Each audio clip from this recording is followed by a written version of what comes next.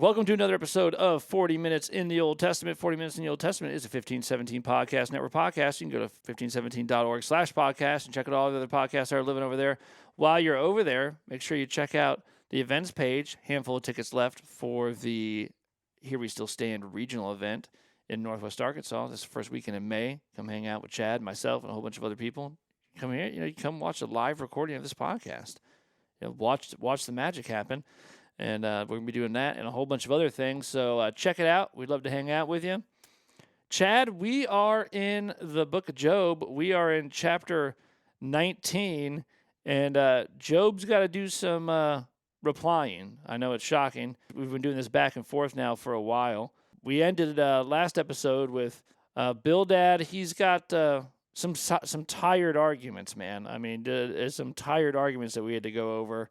Saying, look, Job, I'm not going to change my entire worldview and all of my theology just because you're a good guy and you're going through a hard time here. That's not going to happen. And so what you need to understand is that you don't know God. That's really what it is. I've determined that you don't know God. If you did know God, then you would know why I'm right, why Zophar's right, why your friends are right. And Job is going to give, I think, his best reply yet. Yeah, this is, if people know the book of Job, they probably know the opening couple chapters and maybe the last chapter.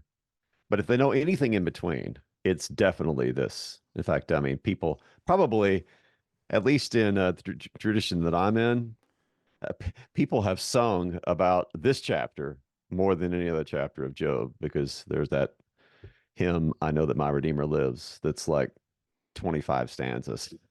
So yeah, it's and that's, of course, that's taken from that line, I Know That My Redeemer Lives, is taken from Job chapter 19. So it's a very well-known chapter. It's also if you read the commentaries, it's very disputed.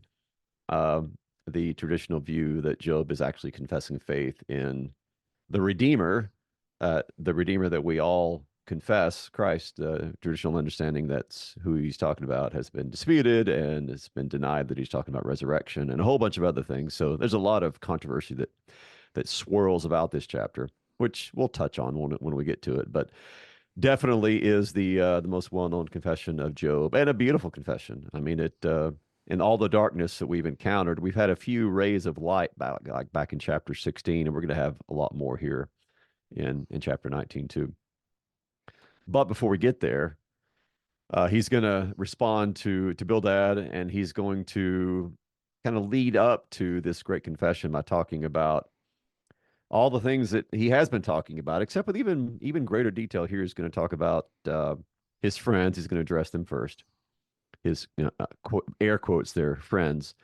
And then he's going to talk about God again. And then he's going to talk about how basically, man, this is a depressing part of this chapter, beginning with verse 13, how he's lost everybody, friends and siblings and close friends, and, even little kids are making fun of him. So he's going to kind of set the stage for this flash of hope and light by, first of all, talking about some of the things he's been going through. It does seem that Job 19. So this reply and some of the other back and forth, his friends will make some argument, and then Job will come back with an argument, and there's like some sparring going on, right? And Job's got some insults, and he says some funny stuff. Even in the midst of his suffering, he's getting some jabs in and stuff. 19 seems like a shift from that to me. Like it feels different. It feels Job is starting to tire out, and he's getting very, not that he wasn't honest and raw and that kind of stuff before, but like this sounds more exacerbated to me. Yeah, and you hear that too. Where's that verse at? We'll get to it in a few minutes. But verse 21, when he says to his friends, "Have mercy on me." Uh-huh. That is not something you've heard from the lips of Job up to this point. I mean, it's not even the way the chapter starts out. He gives it right back to him. He insults him, all that kind of stuff, but he never asks for mercy. So I think even that is indicative of the fact that he's getting worn down. by the arguments, of course, by his physical sufferings and the psychological torture that he's enduring, and all the questioning and everything else that he's having to confront. So yeah, it's a different tone to the chapter. So here's how it starts out. Job answered and said, "How long will you torment me and break me in pieces with words? These 10 times you have cast reproach upon me. Are you not ashamed to wrong me? And even if it be true that I have erred, my error remains with myself. If indeed you magnify yourselves against me and make my disgrace an argument against me, know then that God has put me in the wrong and closed his net about me." So stop there for a minute. Starts out kind of with the same typical Job response, more or less asking, "Why do you keep coming at me? So you're tormenting me. You're breaking me in pieces with your words." Of course, this idea of weaponized speech is pretty common in Job and the Psalms as well. Uh, so how long is this going to go on? How long are you going to berate me and accuse me and make up lies about me? Say things like, "You, well, yes, all this is happening to you because you don't really know God."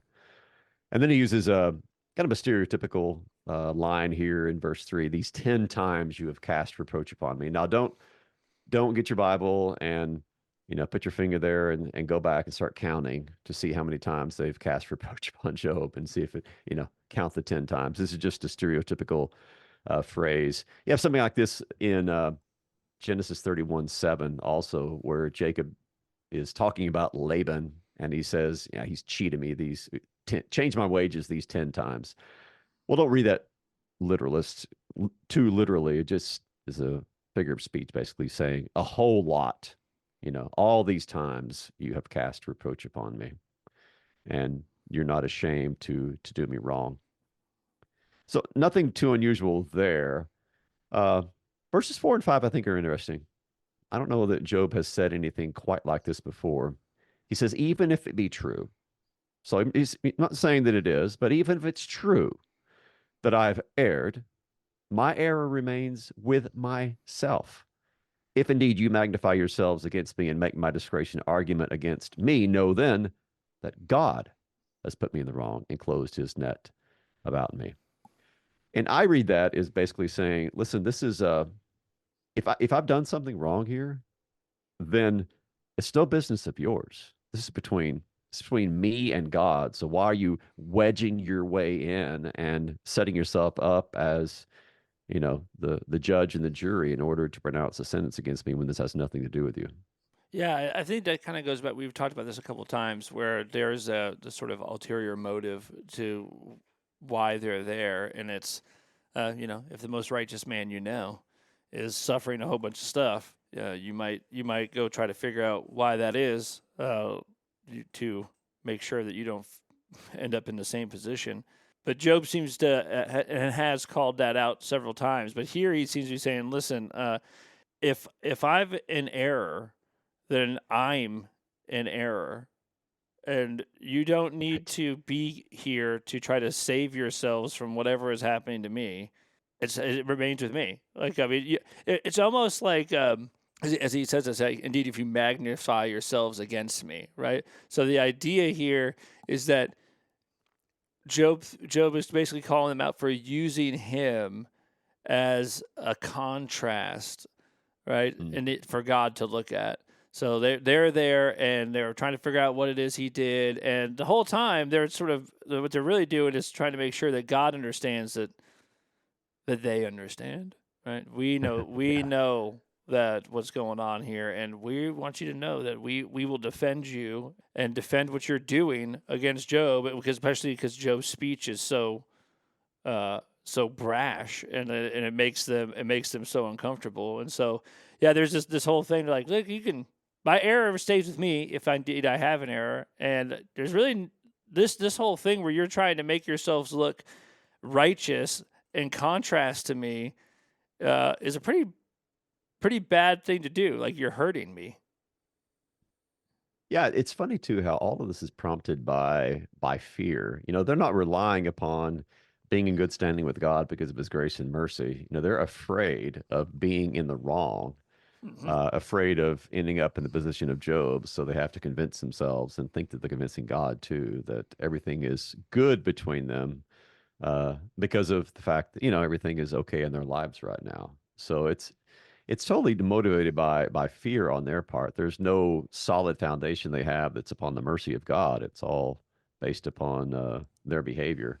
And if your relationship with God is based upon your behavior, then you are definitely opening yourselves up to living with fear, because how are you ever going to know if you're going to actually match up to what God expects of you? Yeah, this is something that happens in different ways still, where maybe maybe someone who actually did err, right, and for sure that they did, and they're suffering, and your response is not to say, well, I should go to them and comfort them and go preach the gospel to them, but instead it's we probably wouldn't go and do all this. We would probably be more, if we were concerned about our own righteousness, be like, well, I have to stay away from them. Hmm. I don't want God to think that Yeah. I'm with them, or Yes. that we're afraid of sort of guilt by association in the eyes of God. And Job is kind of saying that's not really a thing that you need to worry about. Yeah. Yeah. If it were, Jesus would be in trouble, right? Yeah, The friend of sinners who's eating with tax collectors and sinners.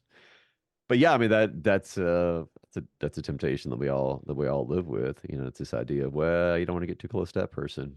You know, keep some distance. And if it's not fear of God that prompts that, it's certainly fear of what people are going to say or what people are mm-hmm. going to think. I mean, probably it's more of a peer pressure temptation than it is anything else. Or you're waiting for somebody else to make the first move. Well, somebody else goes and they befriend this sinner or this person who's destroyed their life, then maybe I will. But so I'm not going to stick my neck out there and be the first person that tries this. So verse 6 is I don't know that this is the best translation of that. Um, Explain why here. It says, Job says, "Know then that God has put me in the wrong." And the reason I wonder if that's a strong enough translation, because that same verb is used in a couple of other spots, not by Job, but by, first of all, Bildad in Job 8:3, and then Elihu, whom we haven't met yet, in Job 34:12. So Bildad uses it to say, does God pervert justice, or does the Almighty pervert the right? So back in Job 8:3, it's translated pervert, in perverting justice and right. Same thing in Elihu's speech in Job 34:12, where he says, of a truth, God will not do wickedly, and the Almighty will not pervert justice. So this same verb occurs here, and it's translated, know then that God has put me in the wrong. So is that strong enough? Is Job saying that God has perverted that which is right? Is he acting unjustly by what he's doing? I don't know. I'm kind of just speculating out loud as to whether Job has said some pretty brash things about God, um, and maybe this is of a piece with that. He's put me in the wrong, has not acted rightly. In fact, has trapped me. His this image of closing his net around me, that fits with some of that trapping and snaring image that we saw in the previous chapter when Bildad was speaking. Now Job is using this to describe how God has wrapped him up, trapped him, and in so doing has not acted in a way that is right. At least in Job's experience, it's not right. Yeah. I think kind of what he's saying here is that if you're right about what's going on, then God's wrong. Hmm. That's kind of the argument, right? That maybe you are right, but if you are, then God is in the wrong. Yeah, it's another one of these cases where from Job's perspective, if God agrees with you, then I don't really know that I want that kind of God. Yeah. Yeah, yeah. We've all met people like that. Like, no, if God is actually the way that you describe him, I don't think I want to have anything to do with that God, Hmm. because He's too much of a reflection of who you are. And I mean, this verse 6 flows into verse 7, where he goes on to say, "Behold, I cry out violence, but I'm not answered. I call for help, but there is no justice." So again, kind of piggybacking off that idea of God's put me in the wrong. He says, "Well, I'm doing everything. I'm crying out violence. There's no answer. I'm calling for help, but there is no justice. There's no answer from God, even though He's trapped me. He's put me in His net. He's acting violently against me. He's done all these things that Job has talked about before. He's made Job his target for his archers. He's trapped him. He's done all these things against Job, and there is no justice. There's no answer from him." And then he goes on in verse 8 and following, really 8 through 12, to further describe in, you know, imagery that we have seen more times than just once or twice, to describe how God has come at him as an enemy. He's walled up my way so that I cannot pass. He has set darkness upon my paths. He has stripped from me my glory, taken the crown from my head. He breaks me down on every side, and I am gone. And my hope he has pulled up like a tree. He's kindled his wrath against me and counts me as his adversary. His troops come on together. They have cast up their siege ramp against me and encamp around my tent.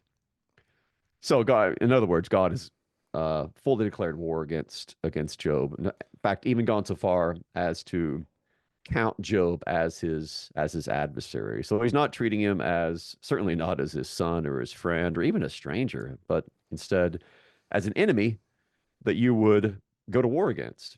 Set up your siege ramps around their dwelling places, and that's that's the way that Job feels God is treating him as, in fact, not just his enemy, but his enemy against whom God goes to war. Yeah, this is all language of being trapped, right? I mean, this is like you have no way out. So you're completely surrounded.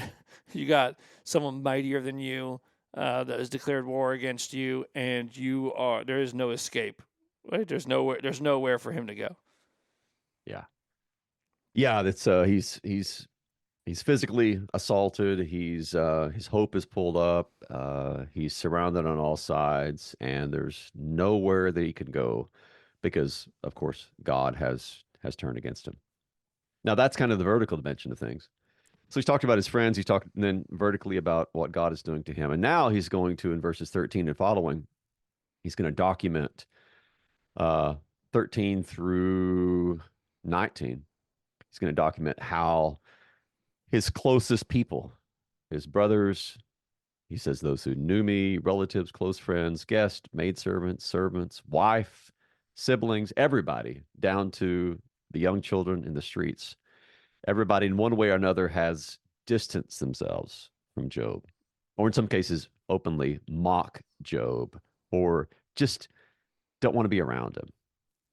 So I'll just read all these verses because they all kind of pile up together this list of images of these friends and family that are now estranged from him. He's put my brothers far from me, and those who knew me are wholly estranged from me. My relatives have failed me. My close friends have forgotten me. The guest in my house and my maidservants count me as a stranger. I become a foreigner in their eyes. I call to my servant, but he gives me no answer. I must plead with him with my mouth for mercy. My breath is strange to my wife, and I am a stench to the children of my own mother. Even young children despise me. When I rise, they talk against me. All my intimate friends abhor me, and those whom I have loved have turned against me. And I'll stop there because he's going to talk more about his physical condition in just a minute. But I mean, I don't think he left anybody out there. No, that's He's pretty got much everybody. everybody from, yeah, from wife to siblings to servants to the children in the street. Of course, this is, I mean, all of this is literal as well as metaphorical. He's just trying to use as many acquaintances and connections as he can to describe the wholesale estrangement that he is experiencing. I think when he says my breath is strange to my wife, it's probably just meaning that she won't get close to me. Not strange in the sense like she smells his breath and says, "Ooh, that smells strange." It's not a halitosis issue. This is a. I think this just means that if you're in the same bed, then your breathing is close to one another, and that's not happening. She's kept his distance from him. He's sitting out there on his ash heap, scraping his sores, and really now his only companions are the three friends that he's been engaged in this back and forth with for all these chapters. Yeah, I do like the New American Standard translation of verse 17, which you could make your life verse, which is just my breath is offensive to my wife. New Revised Standard Version. Yeah, it's My offensive. breath is repulsive to my wife. Yeah, I am loathsome to my own family. yeah, Yeah. yeah. Yeah, you get the point. Yeah, there's definitely no kissing going on. Let's put it that way. However you No, want to take it. If you want to take it halitosis or just they're not in the vicinity of one another, there's definitely no kind of intimacy that's happening. yeah. I mean, all of this is, you know, if you're looking at everything he goes through here, um, he's failed. I mean, like it's interesting to hear. It's interesting that he says that his relatives have they've failed me, so they've not been good relatives. But then he says, my close friends have forgotten me. Now he's saying this in the presence of three people, and so I don't know if they don't qualify. Like he does have like a, there is. He doesn't just say my friends. He does modify that. It's my close friends. They've forgotten me. Maybe I just left with these three. Uh, Yeah, yeah, maybe so. Because he also Yeah, says all my it's hard to put intimate dimension. friends abhor me. Now maybe that's directed at them. I don't know. Maybe so. Yeah, yeah, maybe that's the category that they fall into. Now, one thing to keep in mind about this whole section, 13 through 19, with this list of especially family members, is that this is a perfect lead in to what he's going to say when he gets to that climax in talking about the Redeemer, because the Redeemer in Israel was a kinsman. Right. So this was someone who was close to you. This was someone who was uh, part of your family who would step up and do different things for you, which I'll talk about in just a few minutes. But what a perfect lead in to what he's going to say about the Redeemer. So I've got all these people, but none of them can redeem me. I got all these acquaintances, all these friends, all these family members, and every single one of them has, in one way or another, put a little bit of distance or a lot of distance between me and them. So, in other words, my help is not going to come from someone who is around me. My help's not going to, it's not like my uncle from the next country over is going to come and he's going to be my redeemer, because even if that happened, it's not going to be enough. I need something more. I need something higher. I need a better and a greater redeemer than all these people who have, in one way or another, turned their back on me. So I think that's one of the reasons that this chapter has all this focus upon family members, because that's going to be the perfect segue into what he says about the heavenly redeemer in just a minute. But right before he gets there, and that will start with verse 23, he's got a couple more things to say here. He says, my bones stick to my flesh. My bones, rather, stick to my skin and to my flesh. And I've escaped by the skin of my teeth. So this is one of those phrases, by the way, that has been just kind of adopted wholesale into the English language as Yeah. a direct result of the King James Version. That You know, also like is one of those things. That, yeah.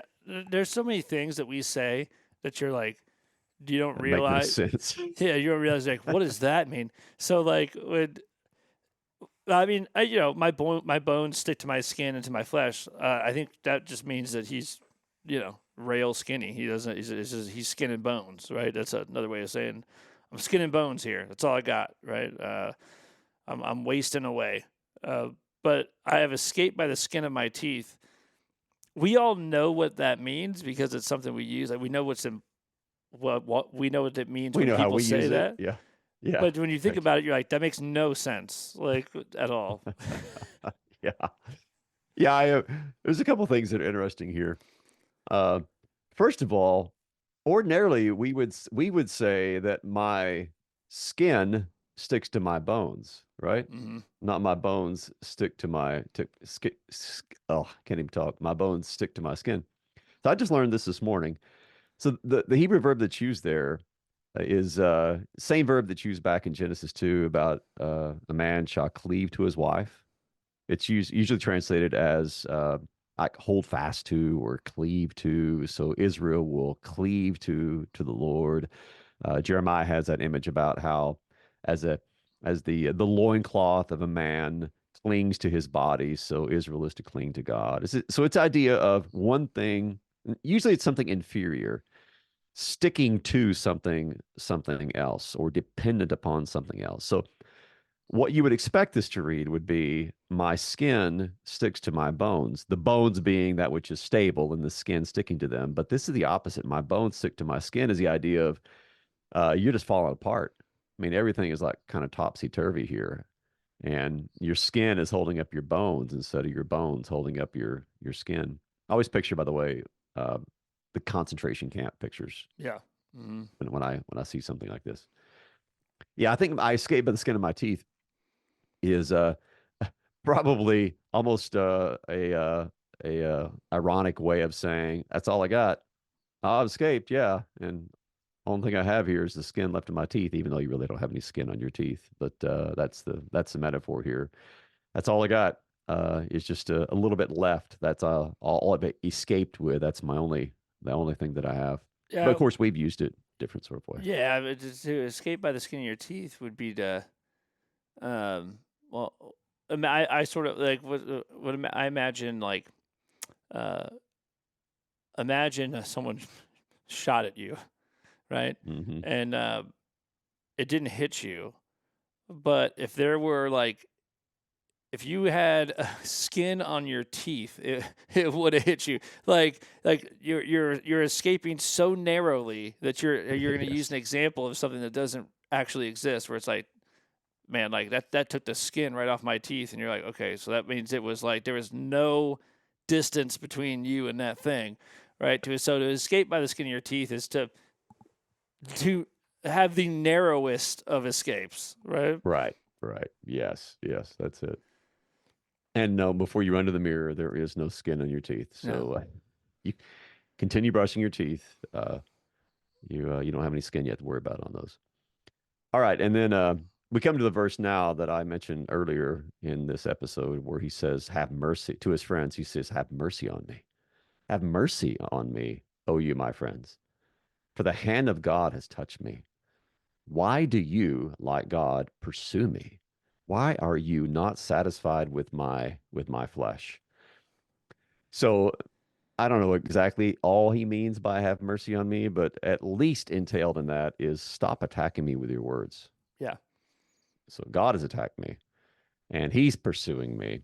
So why are you devouring me? Why are you not satisfied with my flesh? This is probably there's an idiom that we find in Daniel where it's usually translated something like accuse maliciously, but in Aramaic it's literally eat the pieces of someone. So it's the idea of like we use the phrase backbiting as a way of talking about someone who's not there, talking evil about someone who's not there. The idea of like chomping down on them. That's kind of the same idea that they're not satisfied with his flesh. That is, they're eating him up with their words, and Job is basically begging them to stop. Yeah, I mean, Okay, yeah, the idea is that, I mean, kind of like, take a look at me, man. Like, this is like, did you really have to like insult me and hurl insults at me? Look at what's going on here. Look at. I mean, you can even say, look at my flesh, right? Look at me in the flesh right now. I think I'm there's not going. not much left, so please don't be devouring what, Yeah, what like remains. it's come on, man. Like, it seems like too much. Yeah, don't beat a guy when he's already down. It's I've gone through. Have a little bit of mercy on me. Yeah. Verse 23 begins this famous section of Job chapter 19. Oh, that my words were written. Oh, that they were inscribed in a book. Well, I got good news Oh, for you, that Job. yeah, right. Got Wish good news. granted. Oh, that with an iron pen and lead they were engraved in the rock forever. For I know that my Redeemer lives, and at the last he will stand upon the earth. And after my skin has been thus destroyed, yet in my flesh I shall see God, whom I shall see for myself, and my eyes shall behold, and not another. My heart faints within me. And then I'll just go ahead and read the Lex. That's kind of the end of that section, but I'll read the last two verses. If you say, how will we pursue him? And the root of the matter is found in him. Be afraid of the sword, for wrath brings the punishment of the sword, that you may know that there is a judgment. So those last couple of verses are addressed by Job to his friends. So back to verse 23. Yeah, Job wants there to be some sort of written record of everything that he has been protesting, saying with regard to his innocence, the fact that he does not, that this punishment doesn't fit the crime, as it were, that what he's suffering is not a result of something he has done. And he wants this not to be just kind of, get a piece of paper and a pencil and write it on there. He wants these things to be engraved. In fact, when he says, "Oh, that they were inscribed in a book," now the word that's used there for inscribed is not your typical word for write. It's more of the idea of like making incision or engraving on something. So some people even suggested that he's has in mind something like one of the Dead Sea Scrolls was a copper scroll where you had indentions made in the copper itself. So this idea of making a permanent record or engraving it on the rock with an iron pen and lead. Um, I think all the way back to the medieval commentator Rashi, the idea has been like you engrave something on the rock and then you fill in the crevices with lead. It's the idea. So we're going to leave a permanent record here, is what Job is asking for. He wants everything that he's been saying, including what he's about to say, to be engraved on a rock so that future generations can read it. It's always going to be a testament there to what he has to say. Yeah, I mean, hear what he's doing. I mean, give me that iron pen. That's give me that chisel. Right, we're gonna start. What is an iron pen? It's a chisel, right? And you're gonna start hammering away to engrave this into rock forever. And yeah, I think this is like really cool that Job says this. He says, "Oh, that my words were written, that they were inscribed in a book." Because Job is obviously not writing these things down, and his friends aren't writing these things down. But we don't know who wrote these things down. But what we do believe is that God had these things written down. So, the ultimate author of Job would be the Holy Spirit through somebody. And so part of this sounds like Job, this is sort of a desire of Job, and he's sort of saying this to his friends, saying this to God, saying it to just casting it out there. Oh, that my words were written and inscribed in the book. And this part God kind of gives him that it's cool that God's not afraid of Job's arguments being written down. And in fact, gives Job what he wants in this, where he's to go, and we're talking about it long time later. Yeah. That God's like, yeah, well, I'm going to have all these words written in a book. Actually, I will do that because I'm not gonna run. I don't need to run away from this. And then the other thing that's cool about it is that this 4 is interesting, right? Because he wants these words written down, and the reason he wants them written down, it seems, because he says for, or like you could say because, right?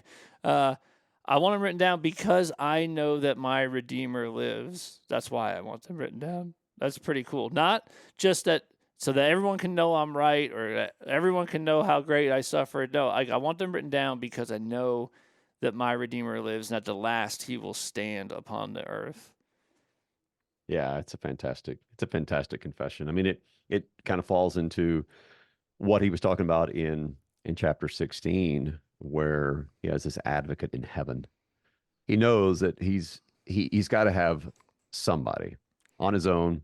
He doesn't have enough. He can't have some sort of other person in his family who's going to help him. So he needs this in Hebrew, this goel, this sometimes translated, often translated as redeemer, sometimes as like vindicator or champion. And the redeemer was someone usually, as a near relative, and they would buy back family property, or they would, if you got into slavery debt, they would take you out of that, pay your debt, or marry a widow and raise up children for the dead husband. All these things that redeemers did, and that's what Job believes that he has. And I love it. I know my redeemer lives. This is a living redeemer. It's not someone who is in the past, or not someone who is yet to come, but already that redeemer lives. And that he will at the last stand upon the earth. And after Job's skin has been destroyed, yet in his flesh shall I see God. So you got to wonder what all Job realizes with regard to the truth and the depth of his words, uh, because people take this a lot of different ways, but in the full light of the revelation of Scripture, man, Job has packed into these words incarnation, resurrection, the final coming of Christ, his work of redemption. Everything is compressed within these verses. The living Redeemer, the one who at the very end is going to stand upon the earth. And even though Job's skin has been destroyed, meaning he's going to die, yet in his flesh, he's going to see God, Yeah, it's which pretty. of course is exactly what awaits us on the day of resurrection. Your skin, my skin, our bodies are going to go into the grave. They'll be destroyed. And yet in our flesh, not just in our spirit or soul or some kind of disembodied sort of way, but in our flesh, in our resurrected bodies, we shall see God for ourselves. Our eyes shall behold him and not another. Just a incredible confession with regard to who Christ is, his work, and then what awaits us in the resurrection. Yeah, it's not as though Job is talking about like some kind of Gnostic, like I'm gonna go and be with God, or I'm gonna sense God, or whatever. Like no, this is very. I mean, he's talking. I mean, he's talking about right before this, like his bones clinging to his skin. I mean, it's all very fleshy and earthy. And then he says, yeah, and this flesh is going to be destroyed. But also in this flesh, I'm going to see God. Like with my eyes, I'm going to see him. Yeah, it's an awesome confession. And I love that he's saying all this based on, hey, I wish all my words were written down. Because even though God gives him that, because God's not running away from these words, it also tells you that Job doesn't think anything that he said will prevent this from happening, right? So Job's not running Mm. away from anything that he said either. Yeah. Yeah. Yeah. He's sticking by what he said, and he's at the same time sticking by this confession of hope and faith that, in the end, he is going to be able to lay eyes on the God that he's talked about so much, and the God who is actually his redeemer. Yeah, it's an incredible confession, especially knowing where it comes from. I mean, if this were, David said this, or Joshua, or Moses, or whoever else, it would still be a powerful confession. But when you realize who said it and the condition in which he said it, then it becomes all the more powerful, because here's a guy who is literally wasting away. And yet he knows that after he does finally waste away, he's going to get flesh again, and he is going to see with his own eyes his redeemer. Well, this what this does in Job is it makes sense out of the way that uh, someone with faith, how they actually experience life and how they experience faith in God. which is in one breath you can say that, and Job does, right before this, say that God has kindled his wrath against him and that he counts him as his adversary, like that God is against me, like I am his opponent. And yet you say, but that's also my Redeemer. And you're like, well, that just seems like bipolar. Like that doesn't seem like, what in the world? But if you've lived long enough, you know that that's how it feels sometimes, and that saying something like, God has kindled his wrath against me, God it feels like God is against me, is not something, are not words that come out of faithlessness. That's not what they are, right? That's just the experience that you're having. That's just being honest with what's going on. Those two things aren't opposed to each other the way that we would think that they are. Well, which is it, man? Do you have a redeemer or do you have an enemy? Like, what do you got? Yeah. Yes. Yeah. Right. Yeah, the Psalms do this. We haven't recorded it yet, but when we get to record Psalm 13, it does that same thing. It begins with how long, how long, how long, how long. It just cries out to God for help because of the suffering. And then 2 verses later, I've trusted in your steadfast love. My heart shall rejoice in your salvation. So it's up and down. Is God attacking you or is he your redeemer? Well, that's the experience of faith in which you say yes to both of those. Yeah, That's and what you're saying is that, well, right now it feels as though he is my enemy. But what faith does is, this is the same thing that happens with your experience as a Christian when you have to deal with the fact that you're a sinner and a saint. And sometimes the one that feels more concrete is the sinner because that's true. I mean, there's like loads of evidence that's empirical true. Evidence. Yeah. Yes. But the one that's actually more concrete is the saint part because that's the one that endures forever. And so what's also true is that Job can say, right now it appears that God is against me. It seems that we are at war. But the question is, like, what faith does is it tells you who God will ultimately be for you. Right? And this is what Job is doing here, that right now all of this is going on, but on that last day, like who is God going to be for me? He's going to be who he said he would be for me, which is he's going to be my Redeemer. And he'll move from faith to sight. Yeah. With my eyes, and no longer believing, but seeing with his own eyes his Redeemer. Yeah. That's it. All right, man. We are out of time, so we will leave it there. We will be back next episode, and we'll see how the friends respond to that. I mean, that was pretty good.